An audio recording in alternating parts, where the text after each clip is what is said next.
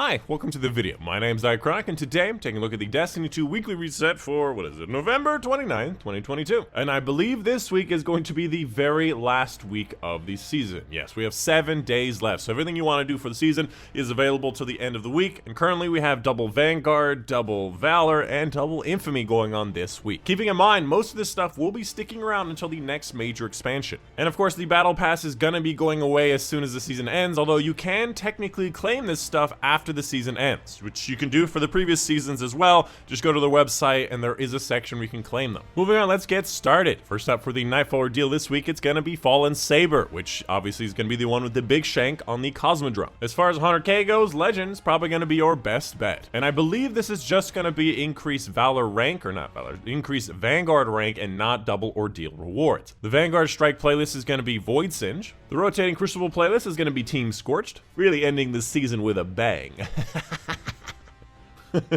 The King's Fall Raid Challenge is going to be The Grass is Always Greener, taking place in the first major encounter, and in this encounter, instead of just circling on your side of the field, you have to cross over to the other side of the field and do figure eights rather than just circles. The rotating raid and dungeon this week is going to be the Prophecy Dungeon and the Vow of Disciple. Oh yeah, by the way, when you log into Destiny 2 today, there's going to be a very special cutscene with Saint 14 and a certain other individual that's, well, I mean, maybe it was obvious in the lore, but I called it. I called it.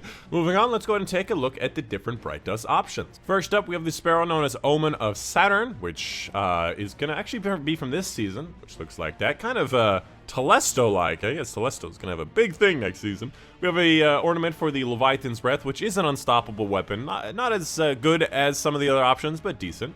We have a Hazardous Ghost Projection, and of course the Welded Brass Shader, which again looks different depending on what kind of class you're on. Although I do like the purple on the mask. It looks nice. As for the other Bright Dust options, first off we have the Fiddler's Dance, which is going to be a dance where you play the violin, or I guess the fiddler. I don't know if the instrument's called the fiddler. Pretty straightforward. After that we have the Great Stuff Dance, which is a dance that looks like this, which I'm sure is a reference that I just don't remember.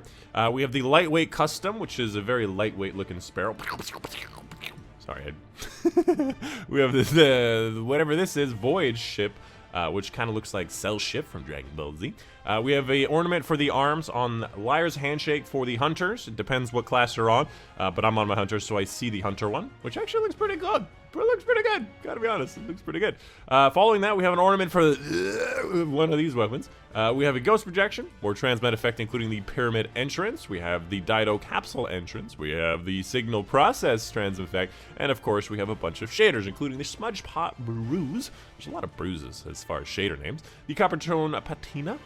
We have the First Light. And of course, finally, we have the Vibrant Beach, which I feel like was there last time. I think I made a joke about the word beach last time. I'm rich anyways. I might as well buy all the ornaments that are ever going to matter. I also wanted to mention that I believe next season they're going to be getting rid of all of the planetary materials, so stuff like phase glass needles, seraphite, helium filaments, etc. Don't quote me on that, but I believe they said that was going to happen next season.